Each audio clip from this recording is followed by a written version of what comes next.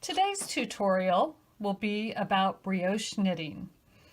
Brioche is an interesting technique that looks a lot like ribbing but produces a much loftier fabric. I'm going to show you the basics, and then in this month's newsletter there's a free pattern for this cowl called the Brown County Brioche Cowl, and the pattern will also go over the basics of increasing and decreasing in brioche knitting. With brioche knitting, there's always a setup row. I've cast on 11 stitches, and I like to do brioche knitting with an odd number of stitches because then each edge looks the same. In the setup row, we're going to alternate between slipping a stitch and yarn over at the same time and knitting a stitch. So the first stitch we're going to slip as if to purl and yarn over. The second stitch we'll knit. Then we bring the yarn to the front, slip as if to purl and yarn over, and then knit. We continue this to the end of the row. So we're slipping purlwise and yarning over at the same time, then knitting the next stitch. Continue to the very last stitch is a slip one, yarn over. So we'll bring the yarn to the front here. Now the next row we're going to do what is called a brioche knit, and you'll see it abbreviated as BRK. So in this, it's much like a knit two together. You knit the stitch that was slipped and the yarn over together. And then we're going to bring the yarn to the front, slip and yarn over. Now here's the next brioche stitch, and you can see the yarn over from the previous row, and the knit, slip, and then we'll brioche knit, slip with the yarn over, and brioche knit,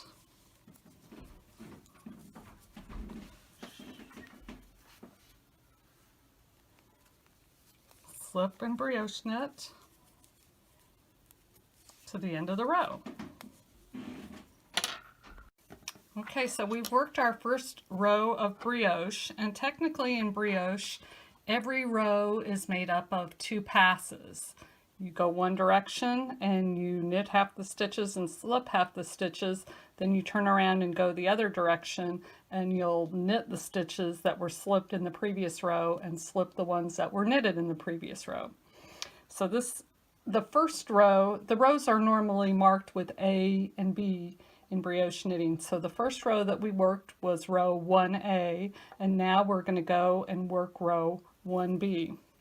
So we're going to start with slip and yarn over, and then brioche knit into the second stitch and the accompanying yarn over.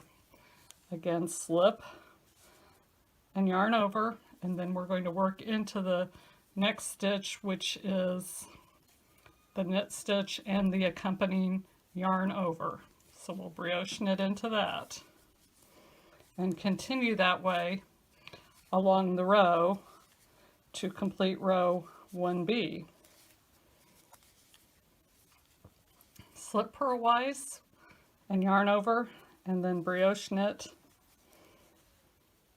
into the next stitch, and then the last stitch is the slip one, yarn over, which is the same thing that happened on the very first stitch. So then we'll move on to row 2. We'll need to work several rows before we can really see the pattern. So we're going to brioche knit into the first stitch,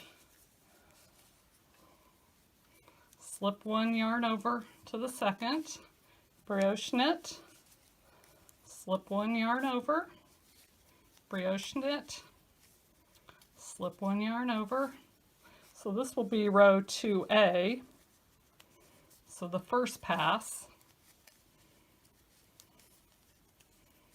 we get to the last stitch, we brioche knit together, and then we'll do row 2B. And you're starting to see the pattern here, but it will become much more prevalent as we move a little further along. Okay, we start off with slip one, yarn over, and brioche knit. And again, we're knitting into the stitches that were slipped in the previous row, in the row 2A, and slipping the stitches that were brioche knit in the previous row.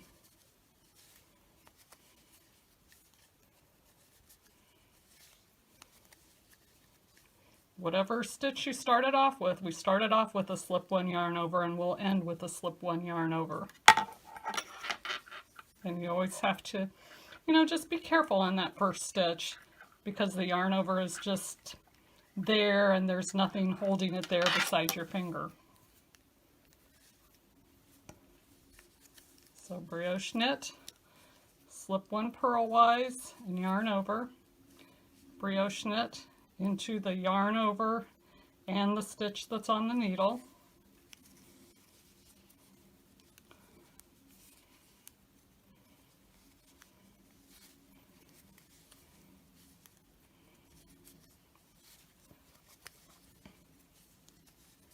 It's really not a difficult thing to do once you get used to it. It is a little bit different than regular knitting, but you're only knitting half the stitches, so things tend to go pretty quickly. And here's the rib pattern starting to emerge, and I'll show that to you on the bigger piece. This is what it will look like on a larger swatch of fabric. Oh, a dog hair. Can't avoid those in my house, unfortunately. Now, just show you the rest of the pattern here, and in the pattern that you'll get free this month, it will show you how to do the increases. So on here, we're increasing to the right, and then we're decreasing to the left. And then further up in the pattern, we'll increase to the left and decrease to the right. I'll put out another video on those shortly, but for today, we're just doing the basic brioche stitch, which gives you this nice lofty fabric. You can see it's a little bit thicker, and I think it's something you really like. Makes it just a very cute cowl. Thanks so much. See you next time. Bye.